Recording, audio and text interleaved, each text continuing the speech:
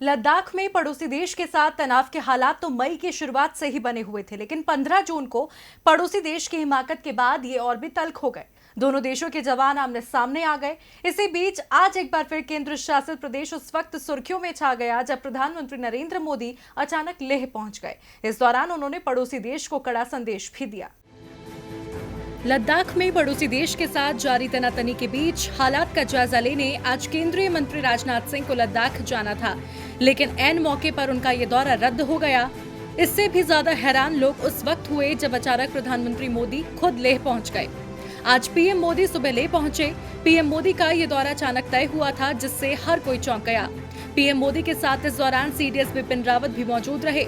यहाँ प्रधानमंत्री नरेंद्र मोदी को अधिकारियों ने जमीनी हकीकत की जानकारी दी। इसके बाद पीएम मोदी ने जवानों को संबोधित किया। पीएम नरेंद्र मोदी ने भारतीय जवानों के पराक्रम की सराहना की। पीएम नरेंद्र मोदी ने कहा, जब देश की हिफाजत आपके हाथों में है, आपके मजबूत इरादों में है, तो सिर्फ मुझे ही नहीं बल्कि पूरे देश को अटूट विश्वास है और देश निश्चिंत भी है। आपकी भुजाएं उन चट्टानों जैसी मजबूत हैं जो आपके इर्द गिर्द हैं। आपकी इच्छा शक्ति आसपास के पर्वतों की तरह अटल है। जिन कठिन परिस्थितियों में जिस ऊंचाई पर आप मां भारती की ढाल बनकर उसकी हिफाजत, उसकी सेवा करते हैं, उसका मुकाबला पूरे विश्व में कोई नहीं कर सकता। एक तरफ पीएम मोदी जवानों का हौसला बढ़ा रहे थे, तो दूसरी तरफ पड़ोसी देश को कड़ा संदेश भी दे रहे थे। उन्होंने कहा, विस्तारवादी युग खत्म हो चुका है, अब विकासवाद का समय आ गया है। तेजी से बदलते हुए समय में विकासवाद ही प्रासंगिक है।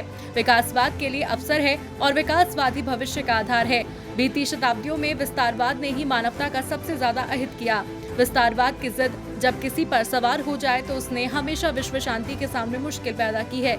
इतिहास गवाह है, ऐसी ताकतें मिट गई हैं या मुड़ने के लिए मजबूर हुई हैं। आपको बता दें, पड़ोसी देश के साथ जारी तमाम तनातनी के बीच प्रधानमंत्री मोदी का ये दौरा कई मायने रखता है।